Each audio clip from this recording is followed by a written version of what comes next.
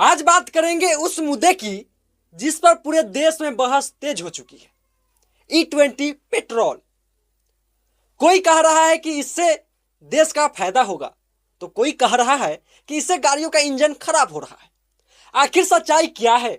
E20 क्या है? इससे लागू क्यों किया जा रहा है और लोगों को किन परेशानियों का सामना करना पड़ रहा है? आइए आसान भाषा में पूरी बात समझते हैं। सबसे पहले समझिए कि E20 का मतलब क्या है।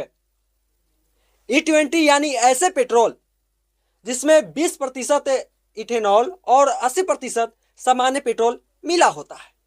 पहले भारत में ज्यादातर जगह E10 यानी 10% इथेनॉल वाला पेट्रोल मिलता था, लेकिन अब सरकार धीरे धीरे E20 की ओर बढ़ रही है। अब सवाल उठता है कि इथेनॉल आखिर क्या है? इथेनॉल, मैं आपको बता दूं कि इथेनॉल एक प्रकार का अल्कोहल है जिसे मुख्य रूप से गन्ने के रस, सीरे, मक्का और दूसरे कृषि उत्पादों से बनाया जाता है। इसे ईंधन के रूप में भी इस्तेमाल किया जाता है। कई देशों में वर्षों से पेट्रोल में इथेनॉल मिलाकर इस्तेमाल किया जा रहा है। अब बात करते हैं कि सरकार इसे लागू क्यों करना चाहती है। इसका सबसे बड़ा कारण है विदेशों से कच्चे तेल पर निर्भरता कम करना। भारत अपनी जरूरत का बड़ा हिस्सा विदेशों से आयात करता है। अगर पेट्रोल में इथेनॉल की मात्रा बढ़ेगी तो कच्चे तेल की खपत कम होगी, जिससे विदेशी मुद्रा की बचत होगी।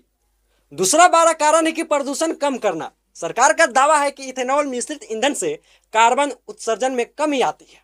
तीसरा कारण किसानों की आय बढ़ाना भी बताया जाता है, क्योंकि इथेनॉल बनाने के लिए गन्ना और मक्का जैसी फसलों की मांग बढ़ सकती है। लेकिन अब बात उन परेशानियों की जिनकी चर्चा सबसे ज्यादा हो रही है। कई वाहन मालिकों का कहना है कि उनकी पुरानी बाइक और कारों में माइलेज कम हो गया है। कुछ लोगों ने इंजन की परफॉर्मेंस में कमी, स्टार्ट होने में दिक्कत और फ्यूल सिस्टम से जुड़ी शिकायतें भी सामने रखी है। हालांकि हर वाहन में ऐसी समस्या हो यह जरूरी नहीं। यह काफी हद तक वाहन के मॉडल, उसकी स्थिति और कंपनी की तकनीक पर भी निर्भर करता है।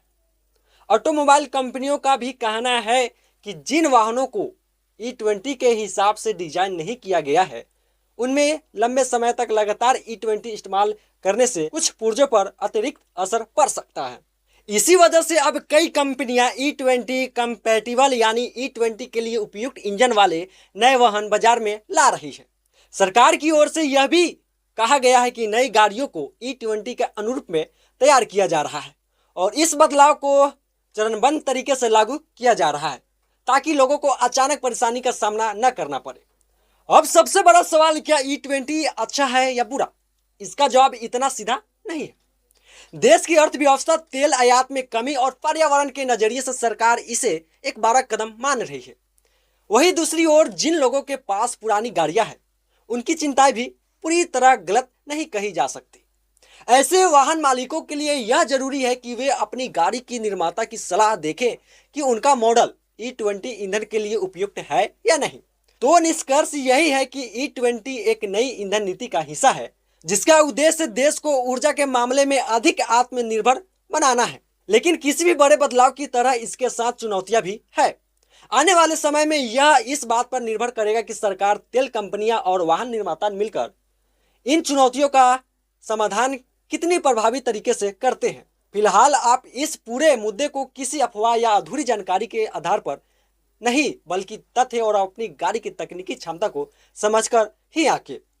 अगर आपको यह जानकारी उपयोगी लगी तो इसे ज़्यादा से ज़्यादा लोगों तक जरूर पहुंचाएं। धन्यवाद।